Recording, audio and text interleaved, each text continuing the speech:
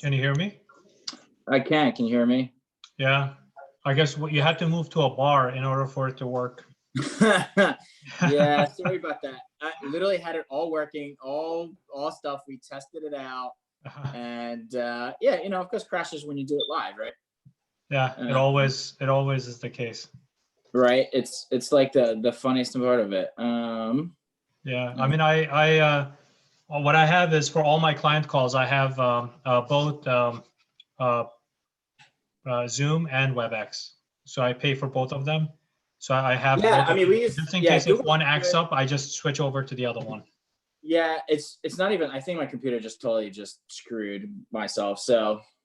Oh, the other thing I found is Bluetooth headphones with Zoom always act up. They mess with your other Bluetooth devices. Yeah, it's I think it's just my computer, but we tried. Had it all set up. It's streaming out there. Welcome to Technical Difficulties. How are you? How are you? What's going on? Very good. Just focusing on scaling businesses and helping my clients out during this COVID-19 era. Yeah. I know we met at some point when we were at Vayner, right? And then you went to was it a health type of thing? Was it Yeah, it was a health and wellness company, a supplements company. I was there for about 9-10 months. When I was leaving Vayner, what I wanted to do was exactly what I'm doing right now. But I got a call when I called up the president of the company, one of my clients, and that company that I ended up joining. He said, what would it take? You can join us. So I went, joined them. We did quite a lot of things, but from a long-term perspective, this is what I wanted to do. Like to kind of build a not necessarily an agency, but more like a boutique strategy consulting to help businesses grow their revenues and their sales and stuff like that. Primarily focused on e-commerce, digital, social, Amazon type of focus to it. But I've worked across revenue creation and scaling, even in a retail model. So it could be a multi-channel brand or distributed through big box and CPG company and stuff like that. I can help them grow and scale their business. That's awesome. I mean, we met a few years ago, and both of us kind of grew a little bit, and that's kind of cool. I saw your progression into that. That's awesome. As we probably get questions at some point through this, what kind of suggestions? I mean, obviously we're in a weird era right now, and e-commerce is kind of growing. Yeah. What we've seen with our clients, they just keep on going. I know everybody's kind of home. What's I guess right off the bat, what's your recommendations for either smaller brands that are trying to survive this, and the second part is obviously the bigger brands. What can they do? Okay.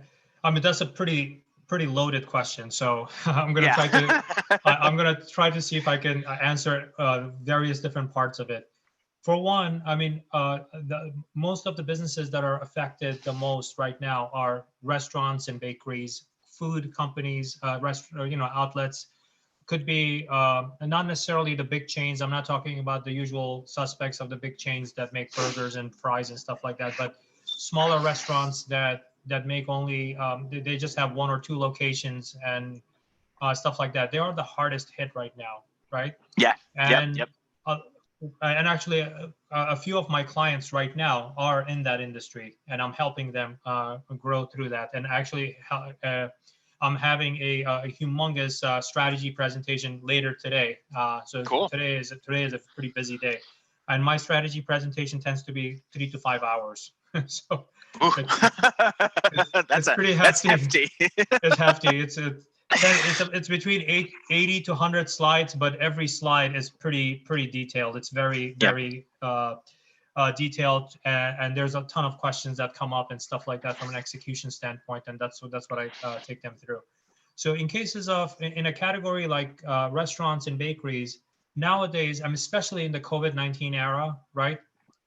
you have to consider digital social e-commerce as part of your strategy. It has to be executed. It's no longer a nice to have. It's more of a survival thing. If you don't have it, might as well shut down your restaurant right now. Because people are going to the usual suspects. What are those? Uber Eats, Grubhub, Goldbelly, and those are the kinds of things. So if you're not playing in those circles, and then you're going to worry about, like, how am I going to survive this thing? You're going to furlough your employees or fire them and stuff like that, and then the unemployment goes up. And as of today, this morning, I was watching CNBC. Unemployment filings in the past 4 weeks have mounted to 26 million Americans, in total. So that's a huge number. It's hefty. Yep. It is. So as far as like restaurants and bakeries and other types of food companies go, and where they have a retail outlet, they need to like really concentrate and work with folks like me to get their restaurants into 2020, and especially in the COVID era, where literally 100% of their sales or close to it is coming through e-commerce. It's no longer people walking into the store, because there's no one walking outside, to go to these places, let alone, because of contactless delivery or pickup, they're not even going into the restaurant. So they're not sitting down on those chairs and tables and getting all that experience. So, and I don't think anybody's going to really do, even if they open up, nobody's going to go into those places and try to like sit down. Like when is that going to happen? I don't think a long time. It's going to be a while, because the thing is, you see a number like, if you see worldwide, I think I was looking at this last night, 175,000 people have passed away because of COVID-19 worldwide. Yeah. So that's a huge number, especially in United States. It's close to what is it? 40,000 roughly? Yeah, something like that. Yep. 40,000 Americans in the United States that have passed away because of COVID-19, and we have surpassed, I think it was 583,000 cases that are positive right now that they're monitoring across US.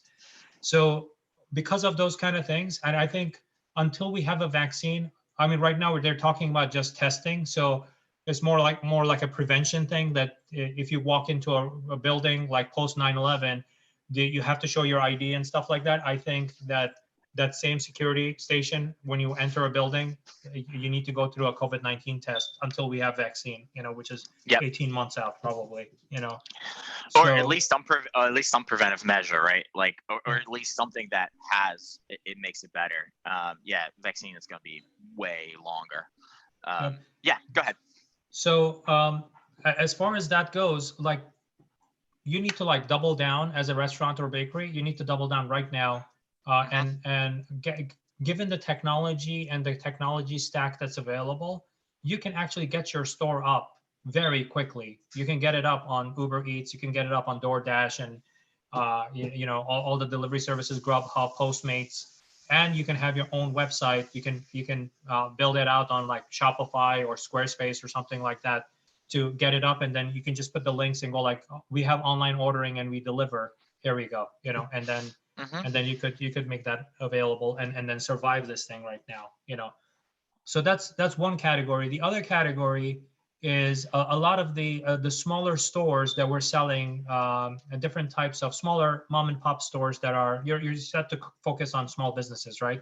So smaller businesses that are selling items, like getting a Shopify store up or a BigCommerce store up using templates is pretty easy, Yeah. For $29 a month, you can go with their default template. You don't have to be really a web developer to do that. You can hook it up to Shopify payments, for example. Shopify gives you that payment, and if you are on any other platform, you could add PayPal.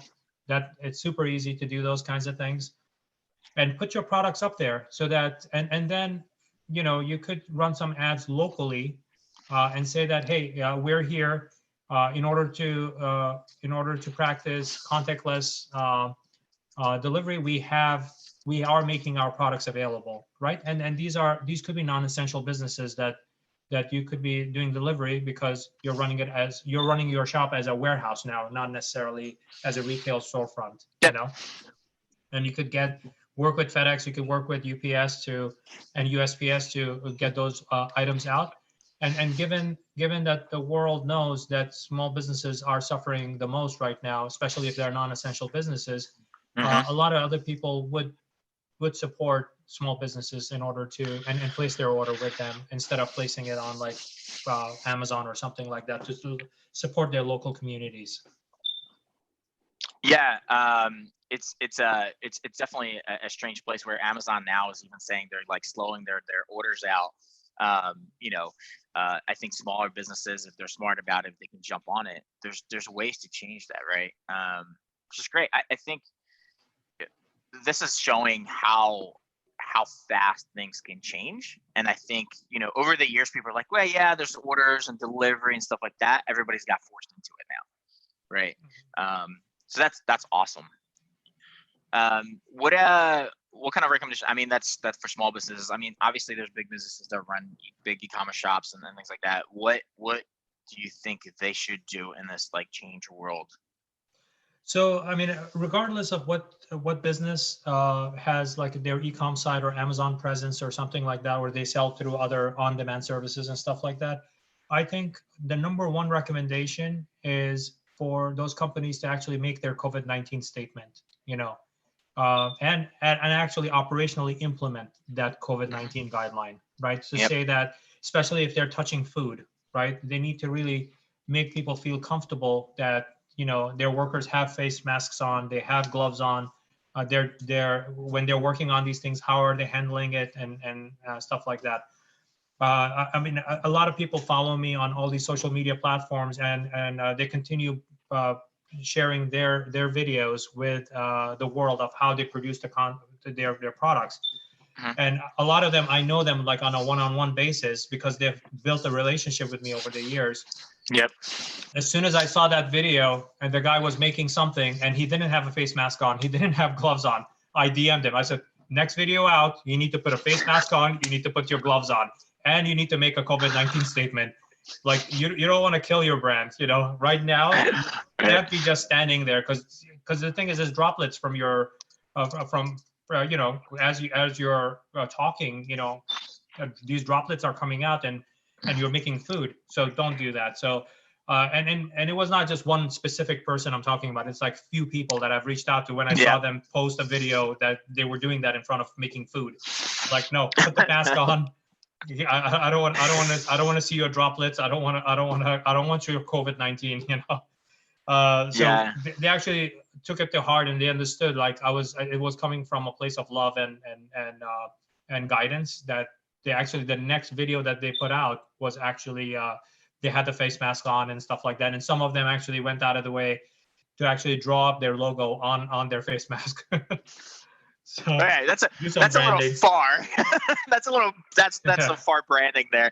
I've seen some print shops start making masks and then you can make it. I think what are the t-shirt brands? You can put whatever you want on them.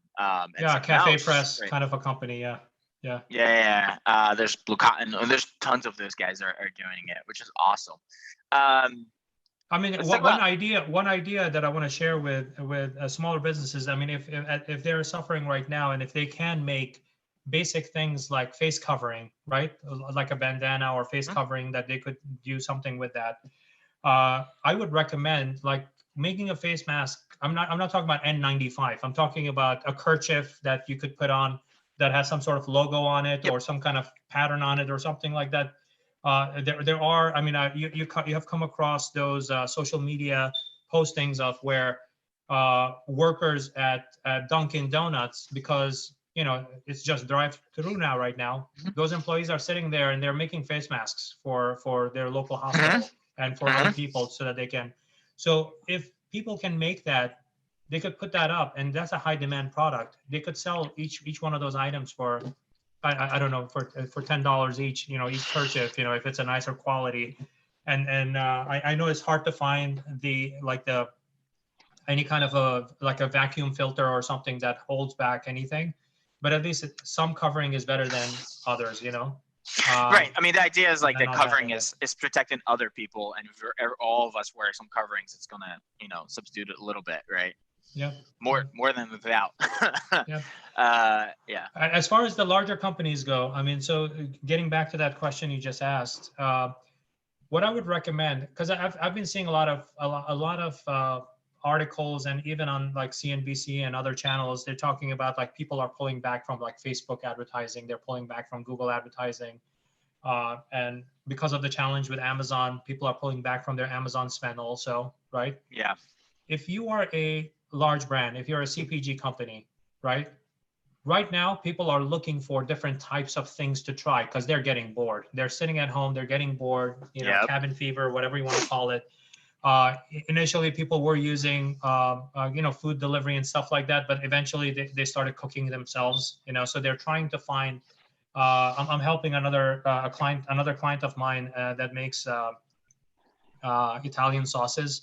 It's a Canadian company, and they sell into the United States through their website. The website is, I'm going to give them a shout out. It's marinellisauce.com. So they make all sorts of different types of pasta sauces. So that client of mine, they're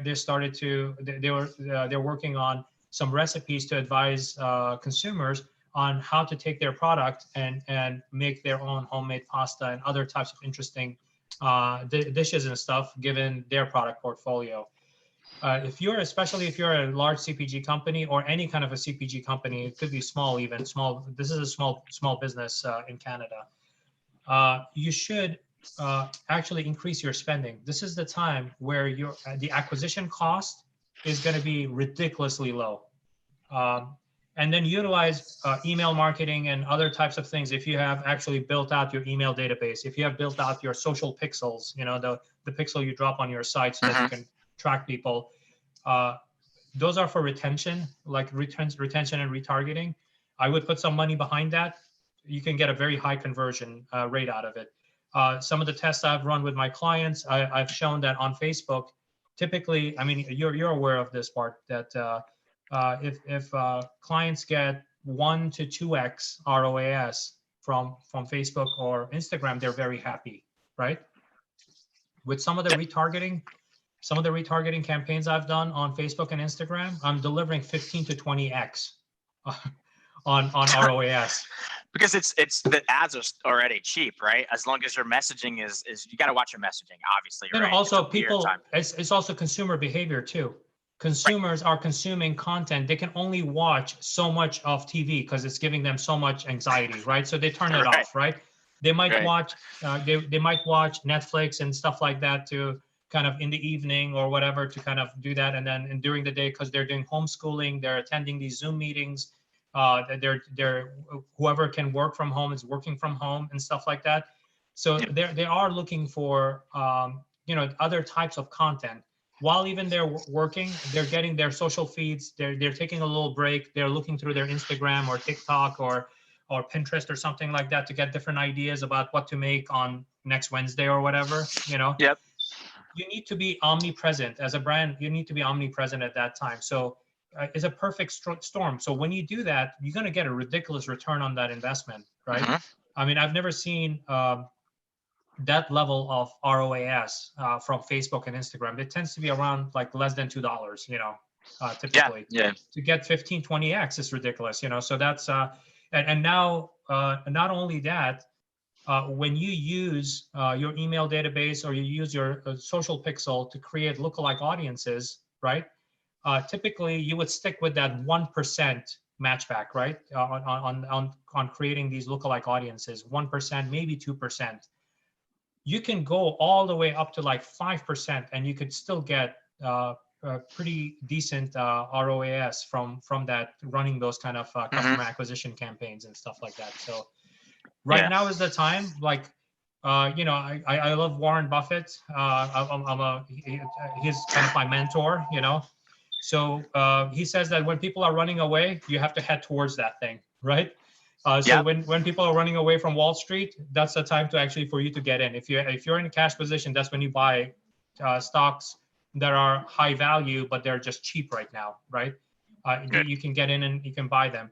You can apply the same exact logic to when during this kind of a time when people are running away from advertising. This is why you see Google putting up so much credit related to small businesses that they're putting out. If you're running multiple clients, you probably, if you are one of the admins on those accounts, you probably receive multiple emails telling you, oh, here's $1,000 or $100 or whatever. We got a barrage of those For a small business, even. Yeah, for a small business, it's $1,000 of free advertising is a lot of money. If that $1,000 you take it and you put it towards your social pixel or email matchback, you cannot even spend that $1,000. That's my, and you're gonna get a return on that $1,000 that you got for free, right? You're getting that from Facebook and Google. They're both giving these things out to small businesses and stuff like that. Even for larger ones, they're giving a credit, some sort of credit so that you can apply it. But right now is the time to actually go towards paid advertising, but don't go nuts. Just make sure that you're following proper strategies and stuff like that. You're opening up the knob because I think, especially in New York, I think since we're on this downturn of apex, I don't think we're out of it yet. But we're on this downturn of this curve. Our governor Cuomo does a great job of explaining everything, and he gives all the facts. So he, not being political here, I just like the guy because he just gives me the facts. I don't want to hear anything else. I just want to know. You're typical New Yorkers. Like, this is what the facts are. Moving on. Yeah, it's the what is it? The prize is in the pudding or whatever. I want to know. Just tell me I'm smart enough to figure it out. So tell me how many hospitalizations, how many people died. I want to know those things. As long as I know it, I'm going to make the right decisions as a human being. For my family, for myself, and stuff like that, to make sure that I'm not making any bad decisions and putting them in harm's way. So I think you should test your strategy out, because I think in the beginning as this thing was ramping up and we were at the top of the apex, most consumers, just consumer psychology, they were thinking about their essentials, right? Do I have a home? Do I have food? Is everybody in my family okay? Health, do I have enough Tylenol and other types of things that I need, like water and toilet paper and all those kinds of things? So most people focused on the basic needs, Maslow's basic needs, right? Now, I think they're getting bored and now they're trying to open up to, I want to get cupcakes. I want to try cakes or ice cream or something. And I want to get those things delivered. And now people are starting to spend more money on other things that they were not, they had hunkered down and they were not spending. Now they're spending. So being there and keep your feet in there. And as soon as you see that opportunity that, people are reacting to your ads and your spend and you're getting a good return, put more fuel on that fire. And then you're acquiring a lot more. All the while your competition might still be scared and they're not, and they're frightened and they're not spending any money. Yeah, I mean, it's perfect time too. Like, it's every time there's a downturn or something like that, the first place to go is marketing department, right? It's always been instead of going the opposite of that. What do you think about, since we're talking about sort of the social stuff, what do you think about text messaging and chat bots in sort of the same realm as advertising or sales channel? Or, is it valuable, overall, is it a play, currently, obviously, overall and currently? So in my book, a CRM, a digital CRM, is not just email. So for a lot of people, a lot of marketing executives, that when they're talking about CRM, typically like 99% of the time, they're talking about collecting emails. In 2020, your CRM should not be just limited to email, right? Your digital CRM. It's all of your digital touch points. Wherever you can access that consumer, that's CRM.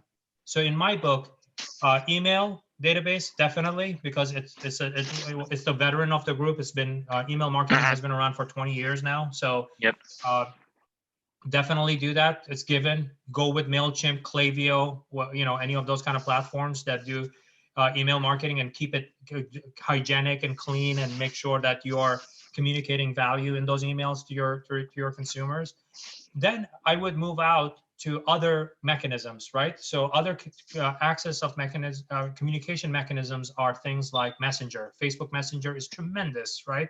Not doing it is crazy, So Facebook Messenger, you could set it up with a platform like ManyChat.com that allows you to create conversation workflows, right? If people are asking about their order, they're asking about availability of a stock or something like that, you could automate those things and always give the option of, I want to talk to a person, right?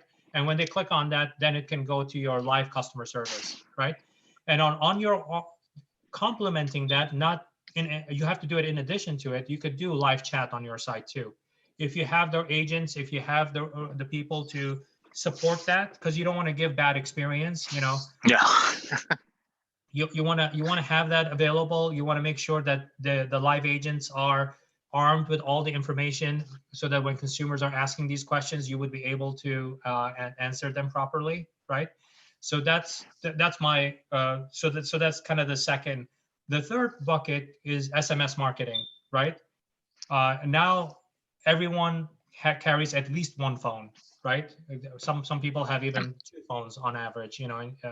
So collecting your mobile number as a database and having for each one of these things, by the way, you have to have KPIs. You know, an e-commerce site is not just conversion rate related to purchase. That's only one KPI.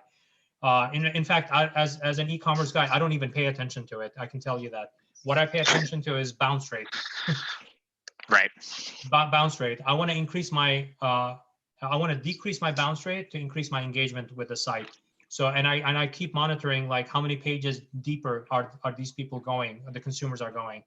The more engaging you make the site, the session duration increases, and the more they are exploring your brand. And conversion rate is a derivative. Purchase conversion rate is a derivative to me. So I don't even pay attention to it anymore. But the other KPIs related to CRM, you should have email acquisition rate. That should be, so best case scenario, you're converting at what, 3.5% if you have a phenomenal e-commerce site. Most e-commerce, beginner e-commerce sites, less than 1%, right? So 99% of people who show up to your site, they're not converting. They're not converting from an e-commerce perspective, right? So what else can you do? You should have other types of acquisition, other types of KPIs. One of them being email acquisition rate. Out of the 100 people that showed up to your site, how many of them did you acquire their email? Did 10% of them give you their email because you said, hey, if you give me your email, I'll give you a special discount. If you give me your email, I'll send you recipes. If you give me your email, I'll let you know what events are coming up or whatever. Whatever that value exchange is for that email, did you prompt them and did you collect that? So that email acquisition rate, it needs to be another KPI you need to like pay attention to. Facebook, same thing. Facebook acquisition, Facebook Messenger acquisition. You want to know how many people actually hit follow and subscribe to your messenger bot, right? Right. Number 3, SMS. Like if you know, give them some sort of a special offer. Go like, hey, if you give me your phone number, we will send you a special coupon, 10% off, 15%, free shipping, free cupcake, whatever. You know, whatever that value exchange is going to be. That you need to have like SMS acquisition rate, right? Number 4, the fourth bucket I have is my digital pixel, and the main one that I'm interested in is Google, right? You could also add Bing to that same list, that I'm able to reach those people who Google can find and Bing can find. I want to make sure that I would be able to find them and I can run display advertising, AdWords, you know, keyword marketing and stuff like that. Number 5 is all the social pixels, starting with like Facebook, Instagram, but not just limiting it to that. You have to go to like Pinterest, you have to go TikTok, Twitter, whatever you can, right? So that my CRM, which is my consumer outreach, right, my database, I should be able to touch that consumer through all these means, and that's my CRM. So my reach is going to become that number. When you add those numbers up, that means that there will be overlap. And then it's never the case that, Bart, that you get that one piece of advertisement, that email, you go like, oh my God, this changed my life. I'm going to click on this thing and I'm going to purchase right now. The thing is, you could be in a category that your average item price is $300, right? Yep.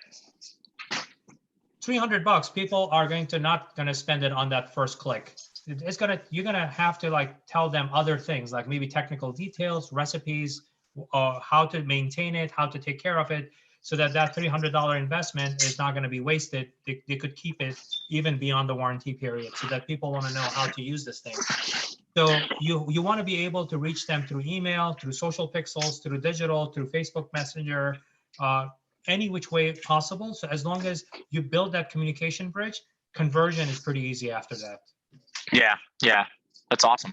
Kind of changing sort of gears. One of the biggest issues is sort of with e-commerce is sort of the supply chain. It's such especially right now, right? It got kind of all over the place now. Where do you think that companies should do with their supply chains? Should they distribute it? Everything was a lot of things. People still think it's made in China, but it's been made all over the globe now because people, China got expensive too. There's things that are made somewhere else and then just moved around. What's the distribution sort of look like for supply chain? So some industries, actually, so here's a fact. I don't remember the exact percentage, but I think I had looked this up. I think 74% of Russell 2000 index, which represents a lot of the kind of the medium-sized and small businesses. It's an index on Wall Street. 74% of those companies were making their products in China, right? And specifically, they were making it in Wuhan, China. So right. But in some industries, so that's the average number, by the way. That means that some industries and some product categories, the ingredients, for example, that make up a product, like 90 to 100% of them comes from different parts of China, right? And it's not, supply chain is not just like, it's for fashion. Even if you look at fashion, right? And if you look at your fashion label, actually it says made in Bangladesh, it says made in Thailand, made in Vietnam, and stuff like that.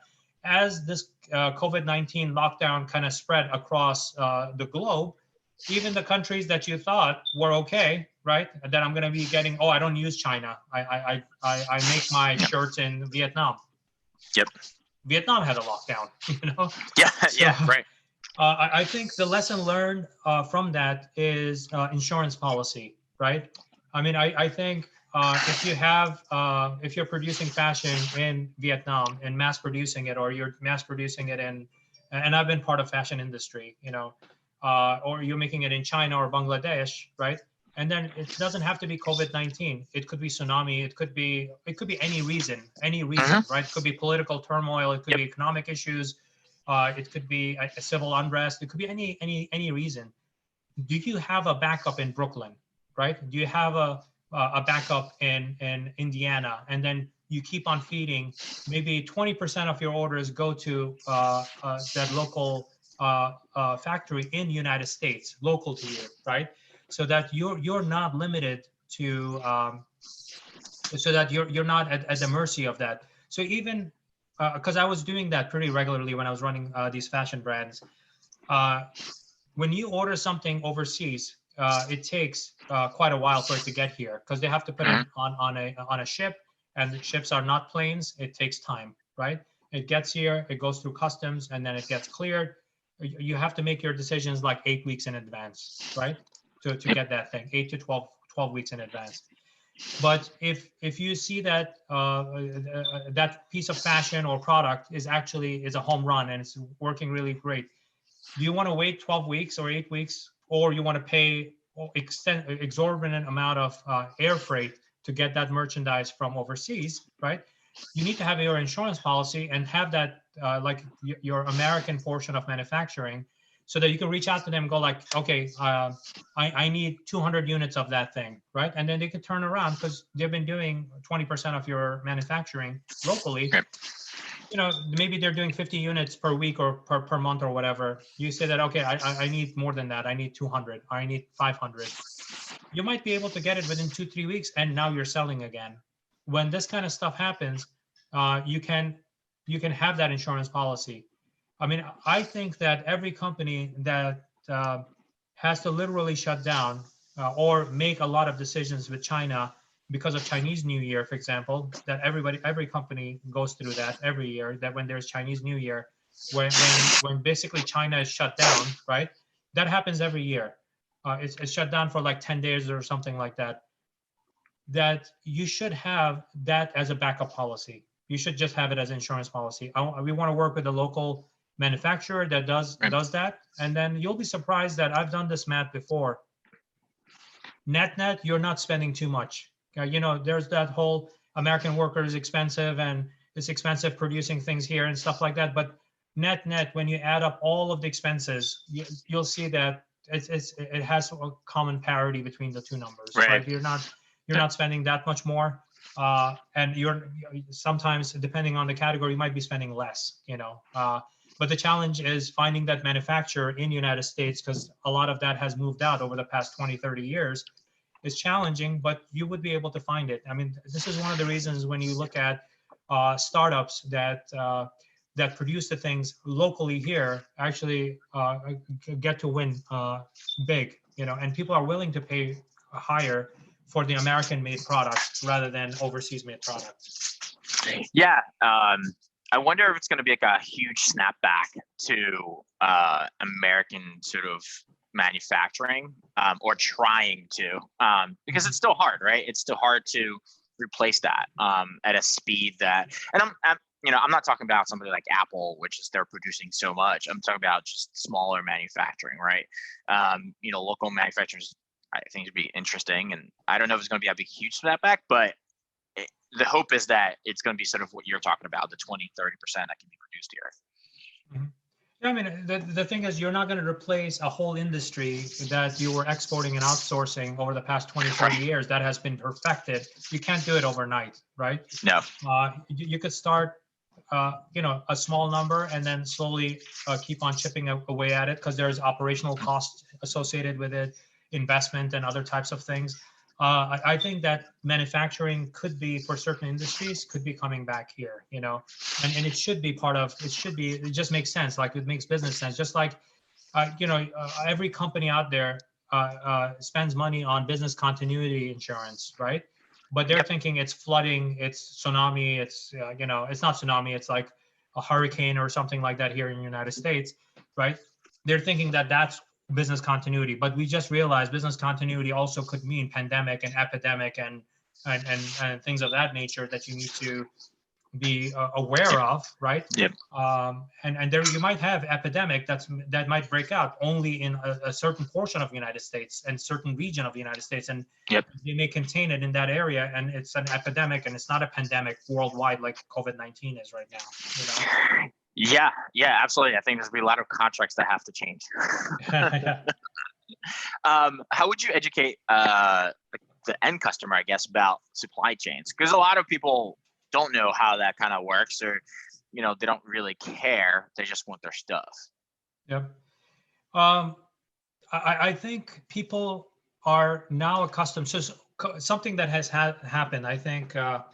The quarantine has started in the United States. Now it's been like 50 plus days now, right? And I don't know if it's a myth or fact, but any behavior that you repeat over 21 days becomes part of your habit, you know? And it's more than twice as much time now that consumers are getting used to seeing COVID-19 statements. They're starting to see things like even the likes of Amazon that delivered your magical whatever you add to cart and you got it as a Prime member, you got it delivered in New York City. I get it same day, or in my worst case scenario, I get it in 2 days. Even those things in New York City, where there are so many warehouses here, Amazon warehouses, I am getting some of those things in 2-3 weeks now. It says that, we are deprioritizing non-essential things. Essential things get sent over within 2 days. And especially if you are a government or clinic or a hospital, you get priority over any other consumer. So I think consumers have gotten the message. I think they're getting used to it. As long as a brand, you're getting ahead of it and you're communicating with them. Like, let's say if you have 100 SKUs and 80 of your SKUs are affected, but 20 of them are not affected. You have enough inventory that you could still sell those things. Prioritize that and then communicate about the other 80, like how you don't have ingredients or components or whatever to make that thing, right? If you're putting it, manufacturing it yourself. If it's coming overseas, well, like, we have spoken to our factories overseas, and there's a lead time of 6 weeks. Sorry. If you want to be notified, collect their email, SMS, Facebook, whatever, so that you can get ahead of it. And then once it hits, once the inventory hits, do a back in stock notification to all of those people. And believe me, if you're in a category that's highly needed, people are gonna eat up all that inventory like within 24 hours. Yeah, I actually ordered something yesterday from somebody, and I got an email from the CEO himself saying, "Hey, we're closed. We're gonna start shipping in 2 weeks." And I was like, "All right, that's a really cool, good statement, right?" And it's not like it's something I needed. I mean, like to have, because it's an actual office product, right? Just for set up some home office product, but getting an email, an actual like email, and not just like a automatic email, it's like specific, was really nice. Like you try to do that at a bigger level, but in a smaller company, I guess you can definitely have that touch point to a customer, which makes me go, well, I'll wait. I'm okay with that. Like, I don't need it right now, right? It's the need versus want type of thing. Yeah, I mean, there is a lot of uncertainty in the world right now. I mean, it existed even before, because I mean, if you've been through your e-commerce experience or even digital experiences, right, where consumers are, I mean, where these brands are not even telling you on that product page if it's in stock, right? That's a horrible experience. If you talk about kind of consumer uncertainty, there are thousands of questions people ask. I don't know who this brand is. Why would I want to give my credit card to them, right? Yeah. Is this red the right color red, or is it pale red, or is it dark red? Is it gluten free? Is it kosher? Is it glatt kosher? Is it halal? Is it? It says that it has lemon. Is this thing gonna taste sour? As a brand, if you're not responding to those uncertainties, right, and you're not communicating to them, it starts with that, your website, your social footprint, your digital footprint. You have to like volunteer all of that and put that in front of them, so the consumers are getting over that uncertainty, right? Yeah. The other types of uncertainty: am I the first one to try this thing, or has thousands of other people tried it? Oh wow, look at this, 15,000 reviews, and it's 4.5 stars out of 5. Right? That's like 60,000 votes, that people have given. So if I look at that, that gives me a comfort level. And then if I see people posting their own personal photos and videos and unboxing and this and that, more uncertainty resolved, right? As a consumer, I don't have to do that. So that experience that you just went through, that CEO did a great job. You did not hear from a customer representative, a customer service representative, or an agent, or somebody else in the organization. The person who's in charge, who's responsible, he came out to you or she came out to you and said, "Oh, you know what? Sorry, this is going to be 2 weeks before we're going to be able to send it out. Stay safe, stay indoors," and stuff like that. You felt good about that experience, So the more you communicate, the more you tell people, and remove all of that uncertainty from the equation, the better your conversion rate is going to be, the more your retention is going to be, reactivation, people, so that you can drive down your cost of acquisition and grow your business and scale your business. Yeah. Sort of last topic for today, it's definitely uncertainty. What are your, it's hard to predict, obviously. What do you think about retail itself, like physical retail? What do you think the change is going to happen overall? Is the department store dead? Obviously, physical retail is going to be around. As much as people always say it's going to be dead, it's not. But obviously, with this, it changes how you open or what you do with it. I think that the challenge with retail stores and department stores existed before COVID, right? You can blame COVID. I mean, I keep track of retail and other companies that are filing for bankruptcies, right? And quite a lot of them beginning of every year. There is a definite list in January of companies that are going to be shutting down, retail companies, and then there's another list of predictions of which companies are going to shut down, definitely. But, you know, and when it comes true, by May time, they end up shutting down. So that problem existed before. So this is pre-COVID, it already existed. COVID just made it worse, you know? Yep. It made it worse, and it just highlighted a big problem. I don't think as an e-commerce guy, I can even tell you, retail is not going away. It should not. What needs to happen, it needs to change, because the consumer behavior has changed. The world where you were putting the brand and the retailer in the center of that universe that all the consumers congregated to, that world has changed. It's the opposite now. It's the consumer in the middle of that universe, and she or he has access to all of these things, all of these world of choices. Like, why do I have to, in the middle of the night, cold night, do I have to go and stand in a Black Friday sale to get a doorbuster, and shop one store or maybe two stores? I can shop and buy everything I want from 50 different stores within half hour, and then go back to watching football or watching a movie or something, and the comfort of my home, drinking hot cocoa, right? I could do that. So I think the brands, one of the brands I really love, because of the experience that they deliver even in store, a brand like Rebecca Minkoff. I don't know if you've been to their store in New York City. They bring in their digital experiences and social experiences into the store, and even when you're going through that store experience, it feels different, right?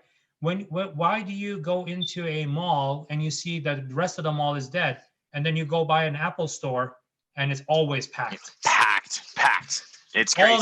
All the time it's packed. It doesn't matter. It doesn't matter when you go. It's packed. It's packed, right? And then you walk in and they go like, "Oh, how can we help you?" You go like, "I need to do this." Go like, "Okay, that's that table over there." Yep. Yeah. You know, and the idea like shopping, the craziest, sorry after you, but like craziest idea of walking in, grabbing like a charger, doing it on your phone, leaving, always just freaked me out, but it's amazing, right? Yeah. So the thing is, what's the oddest thing for me is that when you walk into a store or a department store, you have physical access to that thing that you want to buy, right? Or at least explore. It's the aroma, it's the brand experience, it's touching the thing, touching the fabric, looking at that, not looking at a photo of a cupcake. I'm actually looking at the cupcake, right? Right. So it's that thing, and yet that where the digital and social could actually complement that, a lot of brands are not doing that right now. So the retail experience needs to change, so that when I take this, because all that purchase consideration is already happening digitally and socially. So if you're not present as a brand on those platforms, the purchase consideration or awareness is not there, right? And then you worry down the line. So retail has become like more like a down the line kind of experience, where I want to go in and actually I want to get into the car. I want to experience how it is to sit down at a bakery to actually taste that thing that I saw a photo of it, right? Even though through Goldbelly I can order it, right? I get that. But the thing is, I want to go in and experience the brand in person, right? And then see how it is. What are other types of social events that are happening physically when I come across that bakery or a restaurant or any of the brands that I'm working with? So does it complement and supplement my digital and social experience to extend it to physical experience, right? To the point that a lot of brands are taking a step back and going like, oh no, the answer is more digital. That means AR and VR, right? You know, AR and VR is going to play a role. Definitely is going to play a role. I don't know, because the thing is, even the likes of like Facebook and Google have tried many different things. If you remember those Google glasses, they don't exist anymore. You know, it was there. Now you're using your phone, and then you're kind of overlay. You're giving that. I think it's going to keep on evolving. I don't think it's going to go away. It's going to keep evolving. But I think we have to kind of think about like the physical aspect of those kind of consumer experiences. How can brands bring that into the retail footprint? How can they bring it into the department stores, right?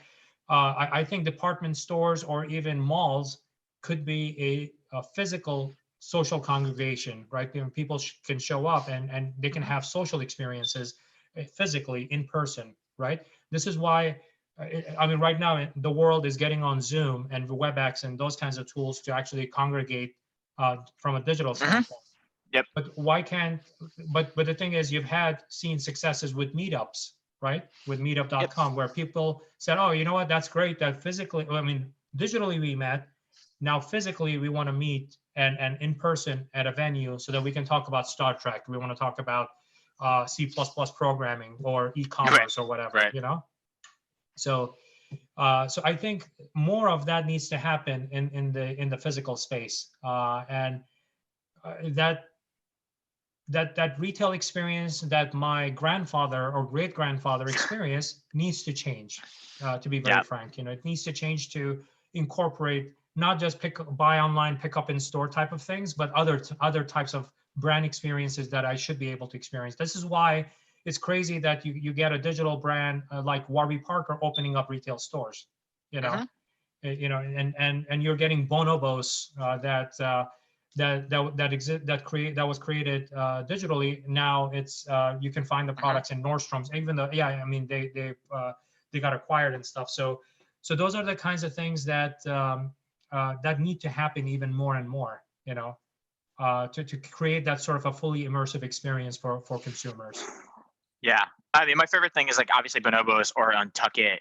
You go to those stores and you literally don't shop. They measure you for those things, right? You sort of buy in store, but it would be delivered to you, which is I think a great experience too. Like especially if you're going out shopping, it just they have this whole measurement thing to it. So that's awesome. Well, Sabir, this was fun. Sorry for the technical difficulties in the beginning. No problem. By the way, here, I have a nice way to kind of end this thing. I'm a veteran with Zoom background.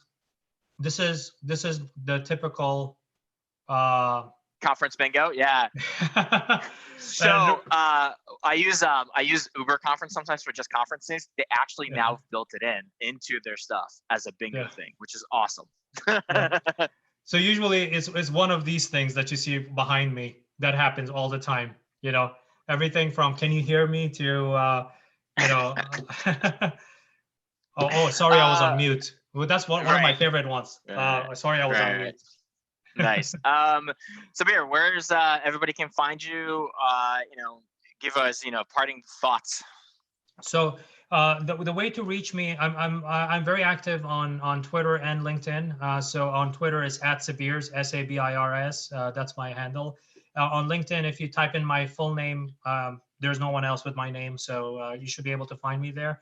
If you want to email me related to kind of working together and helping your brand, you could reach out to me at Sabir, SABIR, at growthbysabir.com. That's my boutique agency helping businesses grow their revenue in COVID era or post-COVID era. So that's I've been helping quite a lot of brands and working with and I am a strategic advisor on Shark Tank.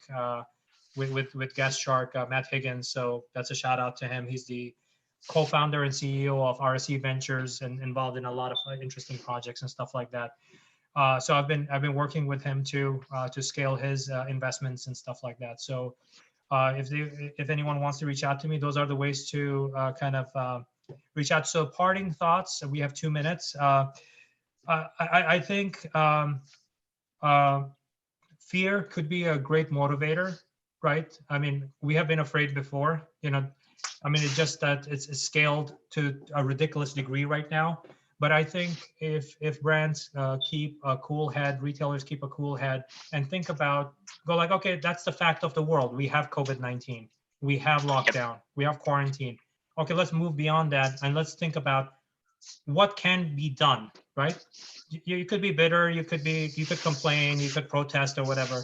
But what can we do given the parameters that we have? If COVID-19 happened in pre-internet and pre-e-commerce era, we would be dead right now. Like we would be in worse situation. Now we have been building this infrastructure. I mean, it's just ironic that we had to use it during this kind of a time, right? But Yep. if you're not playing in e-commerce, you're not on social platforms, you're not on those kinds of things, why not? Get on right now. There are so many live streams like this that are happening every day where people are getting educated and learning. And as a brand, even if you are making cupcakes, show them how you make the cupcakes.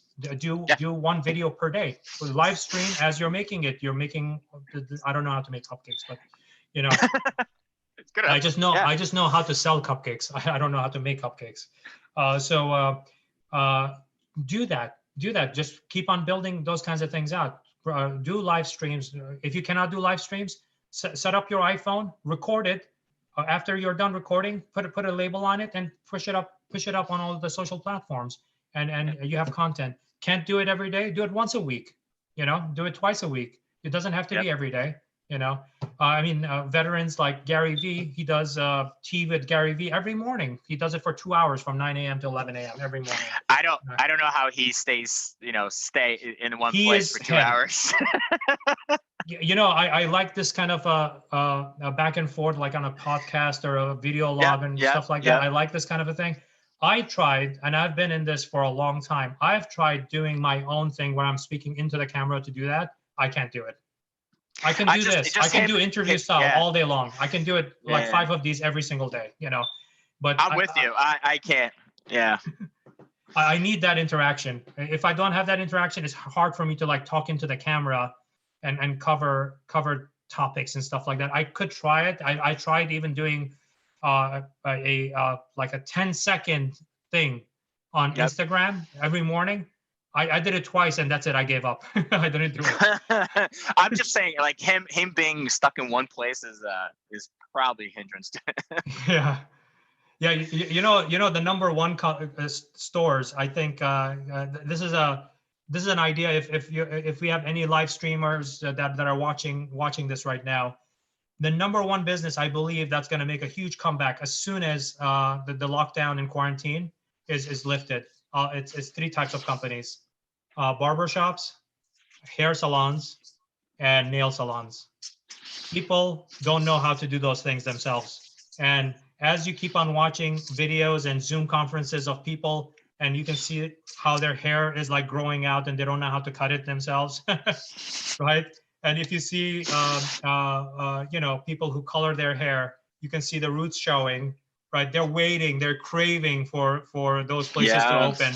And nail salons also like to get that kind of pampering yourself and doing those kinds of things. I think the first nail salons, hair salons, barbershops that open up in any neighborhood, there will be a line, people waiting or taking appointments. So that's one. That's going to happen. So now the advice to those business owners that are nail salon owners and hair salon owners and barbershops and stuff, if you have invested in any kind of a database, it could be even people's phone numbers. Like you have a database of 100 customers, people left their phone numbers to you. Most likely those phone numbers are mobile phone numbers. They're not home phone numbers. Get out there, send them a message. If there's a mechanism for you to sell gift cards, give twice the value. Go like, we'll give you twice the value for this gift card. When we open up, you can spend it. Like you can buy a $50 gift card. The value is going to be $100. That's going to expire by end of the year. Yep. Right? The value. I've seen some places do like if you prepay, we give you you're gonna be first in line basically when we call you. So I've seen those happen all the time. I mean, you could jump the line, you could do twice the value. I mean, all sorts of things like that. You could sell it right now, and that's cash in your pocket as a small business owner, right? And those tend to be, there are quite a lot of them. I think if you think about like hair salons and nail salons and barbershops, there are at least like 300,000 of them in United States, all across. Yep. Like if you had invested in any kind of CRM, and if most likely you're using a tool like Square to take credit card payments in your store. If you're doing that, you could sell e-gift cards right now, this moment, you could sell it, because Square actually builds up your CRM automatically. You can go in there and you could actually send a message to them and go like, here's an e-gift card with twice the value. buy it right now. You're going to jump the line. Plus, we will give you twice the value to the end of the year when we open, right? Right. So that you know, there's value, and then that's instant cash flow for you, and you know, and the community is going to help you because they've been coming to you for a couple of years to many years, you know. Yeah. Yeah. Awesome. Thank you, Sabir, for doing this. We'll do it again at some point. You know, hopefully in better circumstances. This was Awesome. great. Really appreciate it. Thank you for Awesome. having me.